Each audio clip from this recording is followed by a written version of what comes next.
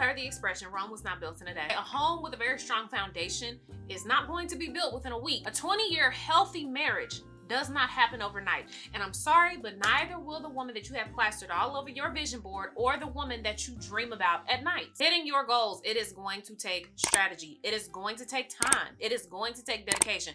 And it's going to take momentum. Here's the thing about momentum. Do we all realize that momentum is the highest at the beginning of the year? That's why January always feels so powerful. It's the clean slate. Here's what we always seem to miss. The newness is guaranteed to wear off. That is why it's so important for you to keep up with the momentum that you have right now. So the goal for 2026 isn't to do everything at once. We don't need to tackle everything at once. Our job is to protect the momentum while we stay consistent. And you and I are going to do that by simplifying. Starting with the month of January, we are going to implement a no-fluff week-by-week plan. A plan that if we stick to and follow week by week, it will give us a greater chance of fulfilling our bigger goals by the end of the year. When we chew our food in smaller bites, it gives us a lower chance of choking, right? Okay, let's go ahead and use that same concept here. We are going to take off smaller bites so that we don't end up choking on our goals this year. Now, I'm no guru. I'm not certified in anything except CPR, and honestly, I wouldn't even trust me with that. Point is, I am not here to tell you what to do. I'm not here to promise you anything, and I'm not making you any guarantees. I am a woman just simply sharing my lived experience, and my lived experience is telling me that the framework that most of us are operating under, it needs a serious update. Most frameworks don't fail because you lack discipline, and I know that's usually the very first thing that we go to is, oh my gosh, I wasn't disciplined enough. That is not true. A lot of us have the ability to be disciplined to a certain degree.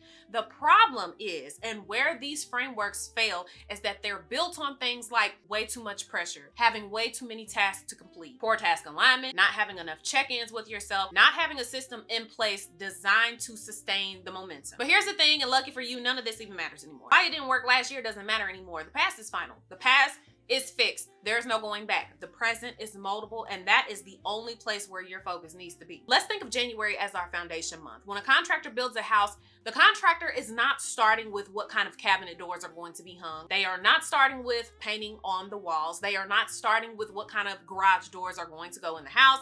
They are not starting with the decor and furnishing the house. That contractor is going to start that house with a very strong foundation, because without the foundation, nothing else that they do after that is going to stand. January is where we lay what everything else is going to sit on. It's the foundation standards, if you will. Our solid foundation has bare minimum requirements, and they have bare minimum requirements because it guarantees our stability in the long run. Now, with this present focus, the first and most important thing that you need to declare and decree in your life is that you do not need perfect. Take the whole entire concept of being perfect, and I need you to just throw it in the trash. When it comes to having a no-fluff week-by-week plan, you don't need 4 perfect weeks. You need 4 highly intentional weeks. And quite honestly, if looking at 4 weeks is way too much for you, you need 1 highly intentional week. That is the only commitment that you need to make. 1 highly intentional week has a better chance of moving you towards your vision board, or moving you towards the version that you see yourself being in your head, has a greater chance of moving you there than 6 months of random, unaligned efforts. I highly suggest incorporating a weekly grading scale into your new framework. We really have to get ourselves away from this pass, fail, winner, loser concept that we've been following now. Of course, 100% is ideal. When you do your no-fluff weekly plan, you want to try to hit 100%. But let me remind you, 90% is still an A. We have to remember that variables are always going to show up in life. We can't plan for the bad episodes of PMS. We can't plan for the vitamin deficiency. You can't plan for the mandatory overtime. You can't plan for the breakup. You can't plan for the divorce. You can't plan for the grief. You can't plan for the girls' night out where you might have had a little too much wine. You can't plan for that. We want our framework to account for reality as much as possible, right? So when we leave room for the unexpected, we are guaranteeing that our structure will not collapse. So far, we've established that our new framework requires 2 things. It requires an intentionality over perfection, and it also requires that we implement some kind of grading scale instead of having this all or nothing thinking that we've been having. Our no-fluff week-by-week plan requires 2 more safeguards, and that is the trophy and the fail switch. The trophy is giving yourself weekly recognition. And when I say this is so very important, this is extremely important, you guys, because way too many of us are waiting around for this huge milestone to happen before we actually celebrate ourselves. Consistency will not survive on delayed gratification. When you show up for 1 week and you show up extremely intentional for that 1 week, even when all of the variables tried to really show up in your life. I mean, every variable that you could think of was popping up and you showed up anyway.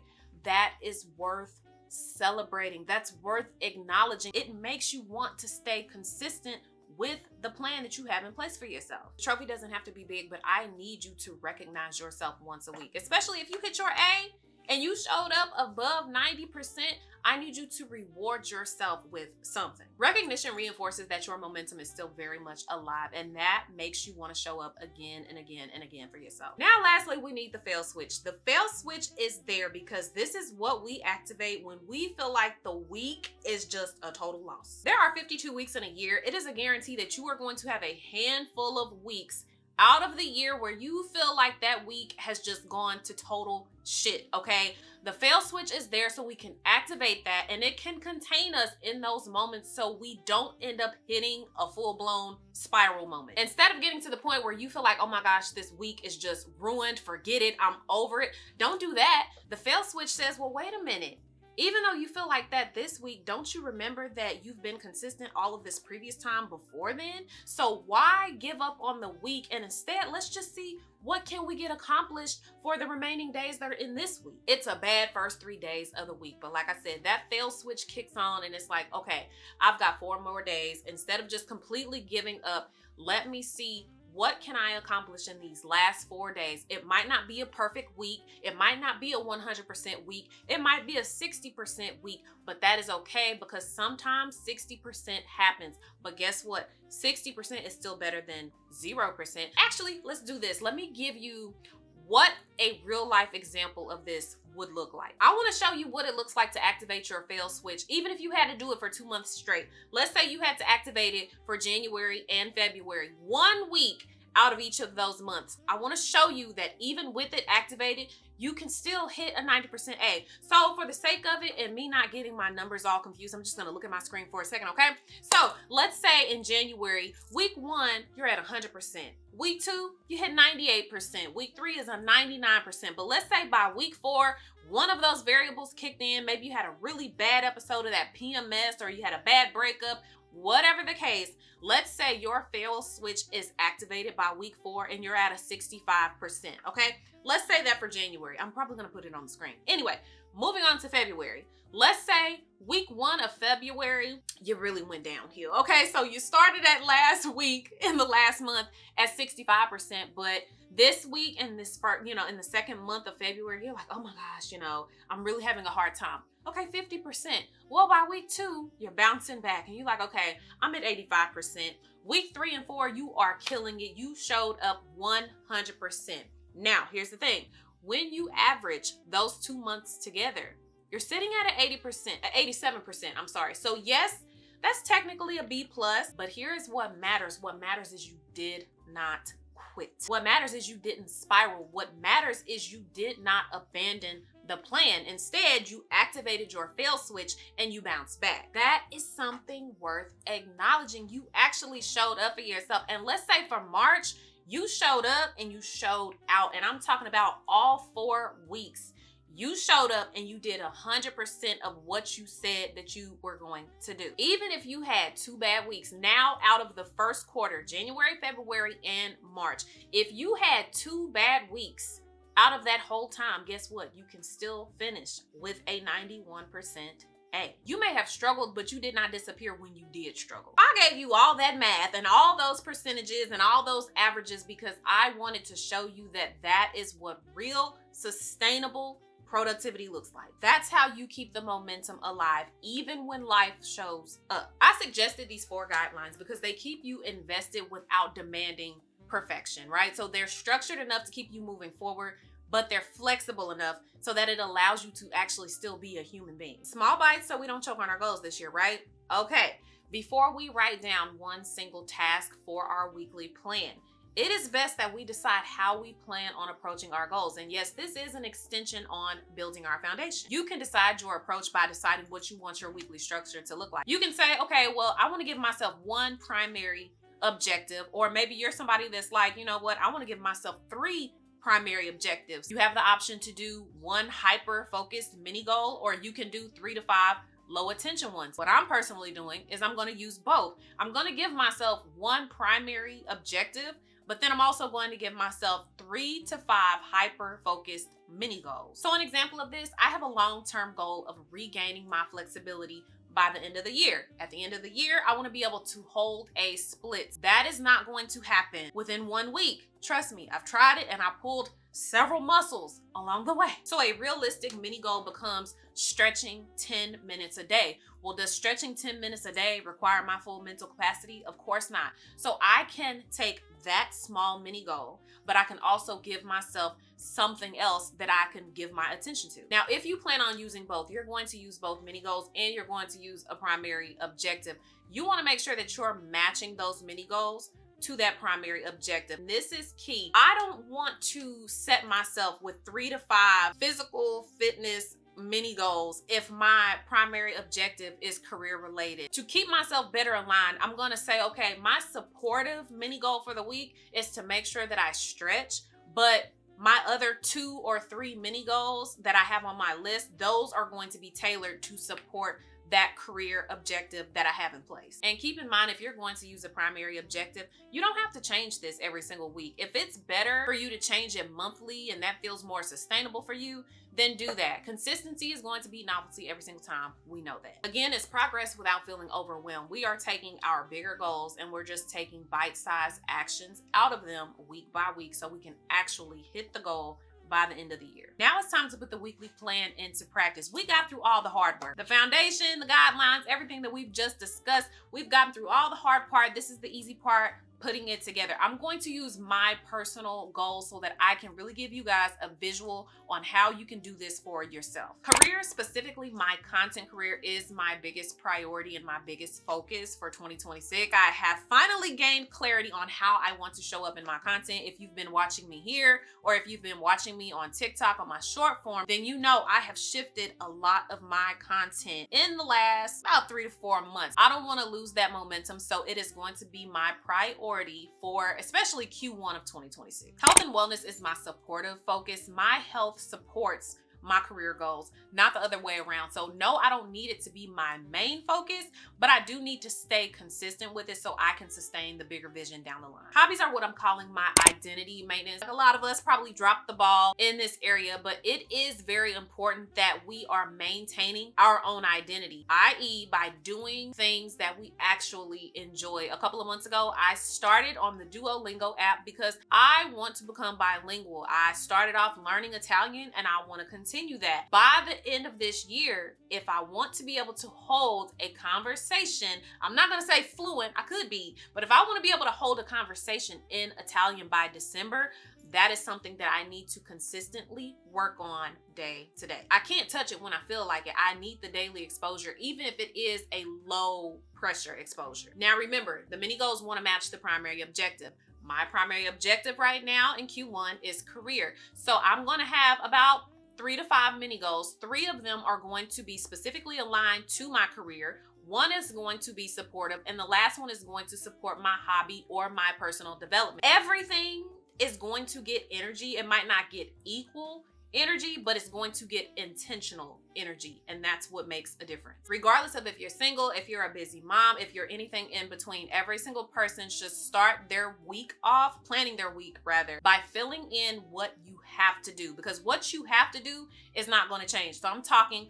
appointments, work, school schedules, practices, whatever obligations you have, fill those in first. Then you can fill out the rest into the spaces that are still open. This prevents you from becoming overwhelmed. It prevents you from overcommitting yourself. And this is what actually makes it a non-fluff plan. And remember, rest and recovery are not optional. They should already be baked into your schedule. So I put my schedule on the screen so you can actually see this breakdown and see what it looks like for the week. So on the left side, you'll see my non-negotiables are already in place. Of course, I have to work my 9 to 5 still. Well, it's 7 to 4. I have my work. I have my standing obligations on Tuesday and Wednesday. And as you can see, editing my YouTube video, that is part of my non-negotiables because I know that that is something that I have to do every single week. These go in first because they already exist. I'm not trying to fight reality. This is what reality is for me. On the right side is where that no fluff extra layer of planning comes in. These are my mini goals for the week. So posting every single day, you'll notice that this has the most allotted time because it supports my primary objective. Batch filming once a week. There's no strict time block on there. I leave that for Saturday and Sunday, of course, because yes, I know it's probably going to take me at least 2 to 3 hours to batch film, but one of those days I'm going to have the freedom to go ahead and get that done. Studying Italian for a minimum of 15 minutes a day. Remember, I need low pressure exposure. So even if it's something simple as 15 minutes, that 15 minutes is going to add up and it's going to be significant over time. Now, yes, I can increase this over the weekend. If I want to do 20 minutes, if I want to do 30 minutes, it doesn't matter. As long as I'm giving myself that low effort exposure every single day, it is going to help in my long-term goal. And then stretching daily for at least 10 minutes, same concept. It is going to add up over time. Looking at my schedule, I'm only adding an hour a day, but I'm adding a very intentional hour. And then I'm still leaving myself enough time to cook, do laundry, take care of my skin, my body. I have enough time to have a proper wind down time in the evening time. And technically, I'm actually working on 4 mini goals because one of my other goals is growing closer in my relationship with God. I'm still leaving myself more than enough time in the evenings to pray, to read, to journal. I'm doing all of that without forcing myself to overcommit time-wise during my day and during my week. This is what intentional looks like. It's not cramming, it's not overwhelming yourself. It's being honest while still respecting your reality, but also still moving you forward. I know, I said I wasn't here to make any promises, but if you did this, even for just 1 month, 4 very intentional weeks, notice what changes. It won't be a dramatic change, but you'll start to notice the change in your clarity, a change in direction. You'll notice where your energy is going, and then you can place that energy in the areas that it really needs to go. You'll finally have a sense of steadiness. Now, obviously, there are a lot of different methods that you can use for your weekly planner. You can use something like what I put on the screen. I did that on Canva. You have Excel, you have Microsoft. There's so many different things that you can do. Even if you have a physical planner that you use, you can still write down everything within your week. And then when you do your weekly check-in, you can say, okay, I marked this, I completed it. That is all good and all those methods work, but I highly suggest using Notion. It's really easy because you can put all of your goals in one place. But on top of that, it gives you a field where you can actually put in there whether you completed it. And if you completed it 100%, it'll actually show you, okay, you completed this 100%, you completed 50. That way it's easy for you to track, especially if you're using the grading scale that I suggested earlier in the video. It'll really give you an easy way to look at all of your percentages, and you can calculate that average to see whether you got your A for the month. I really hope that you create a weekly no fluff plan for yourself. Start with January. Don't worry about the other months. Don't worry about what the bigger goals are. Again, this is our foundation month, and if we can set ourselves with a strong foundation, you can do wonders in the year of 2026. I really hope that you guys got something useful out of this video, and I will see you guys on the next one. Bye.